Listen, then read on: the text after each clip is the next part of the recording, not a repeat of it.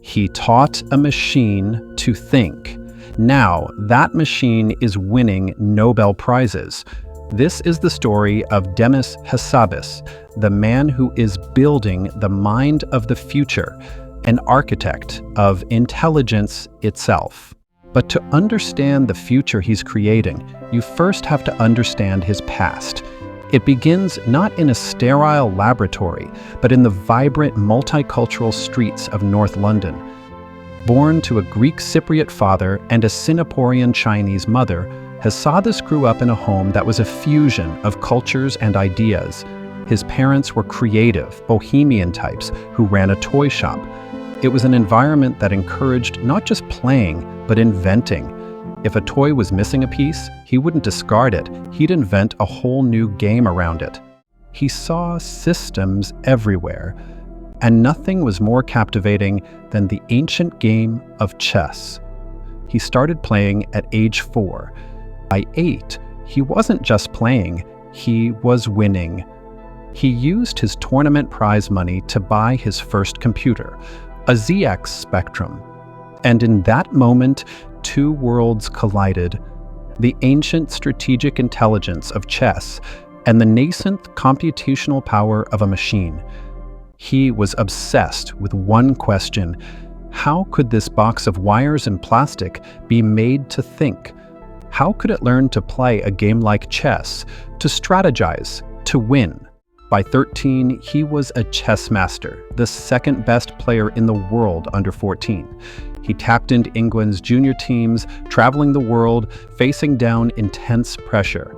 He later said that learning to handle that pressure, to think clearly when everything was on the line, made him stronger for the challenges to come. Chess wasn't just a game, it was cognitive training. It taught him visualization, planning, and pattern recognition. It forced him to think about thinking itself. That question, how do we think, would define his life.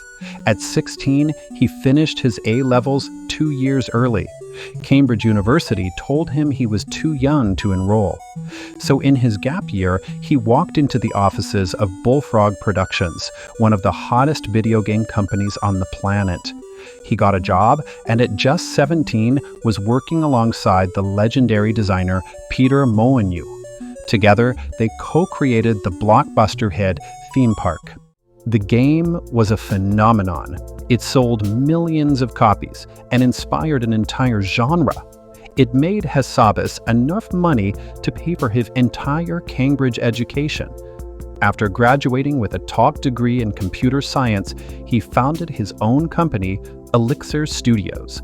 He poured his obsession with intelligence into his games, creating complex AI systems for titles like Republic, The Revolution, and Evil Genius. He was successful. He was an innovator. He had everything a young entrepreneur in the booming games industry could dream of. But that was only the beginning.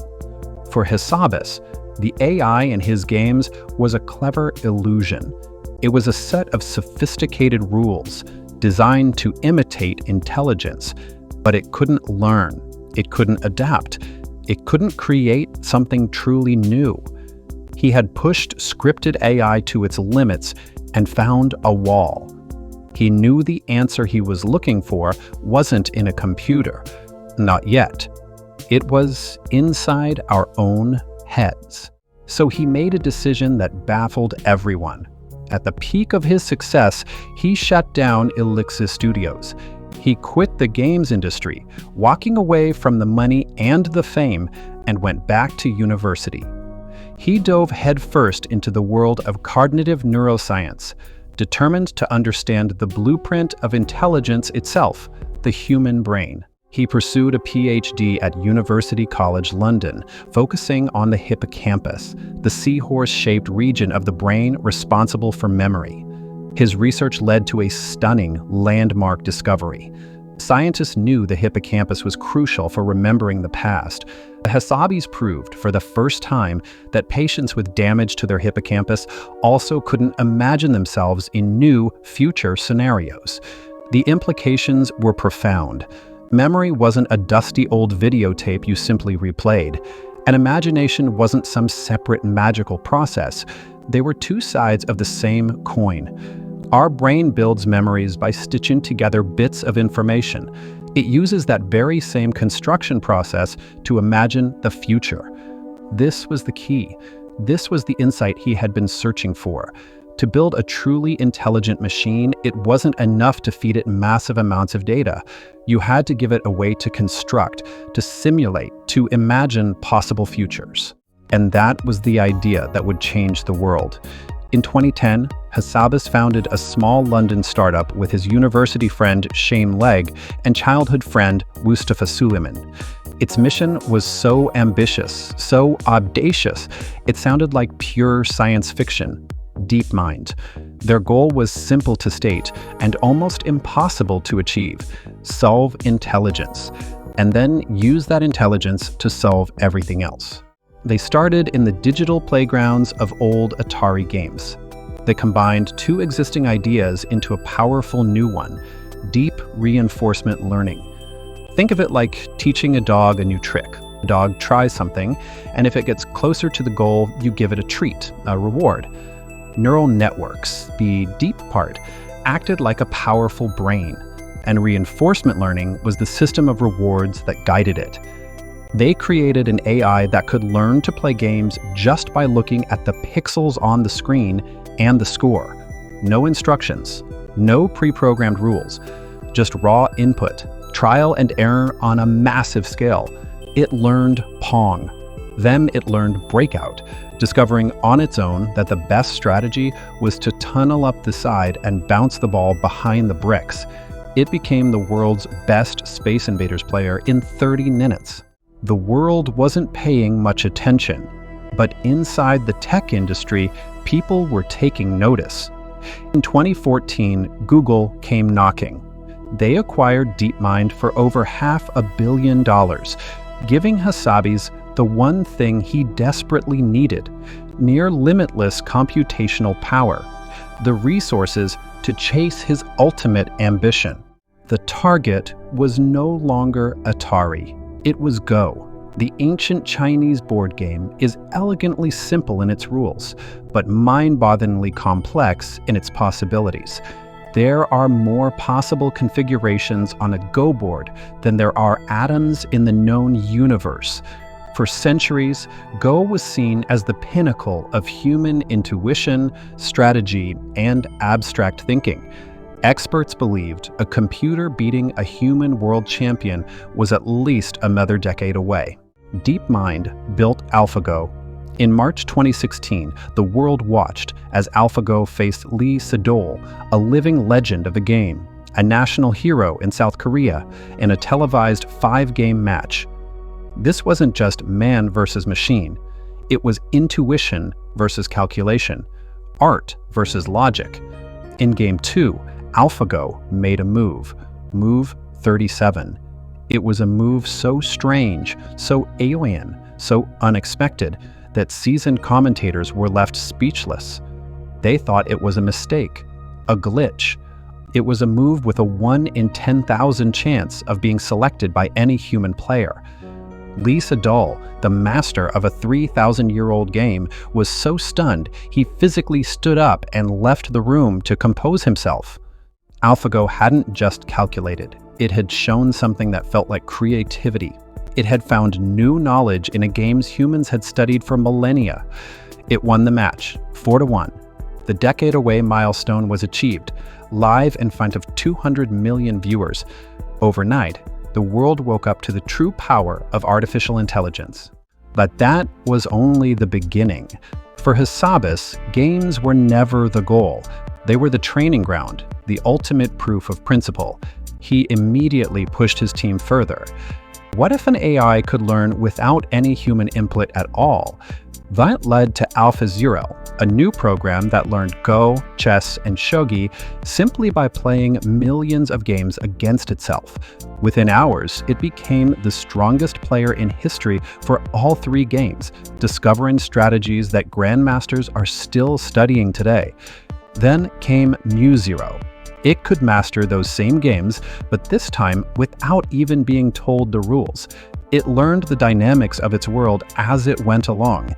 This was a critical step from the structured world of board games to the messy, unpredictable real world. Hassabis was ready to cash in his chips.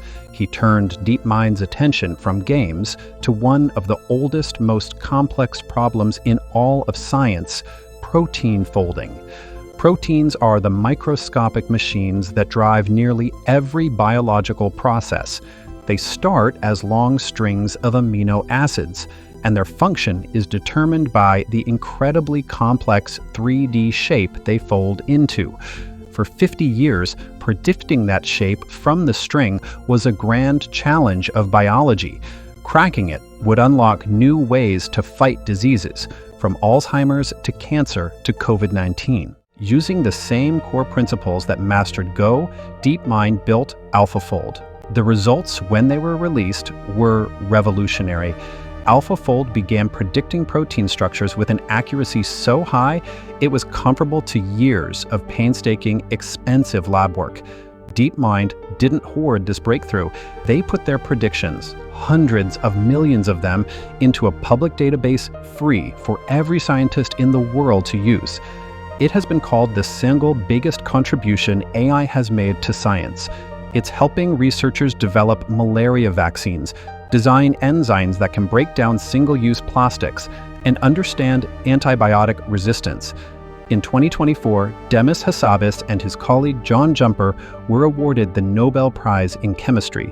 It was the ultimate validation, the first time the award had ever recognized a discovery made directly by artificial intelligence. Today, DeepMind's AI is accelerating fusion science, a key step towards clean, limitless energy. Its Genome project discovered 2.2 million new crystal structures, materials that could be used for next-generation batteries and solar panels. Hassabis believes true artificial intelligence, or AGI, is only 5 to 10 years away.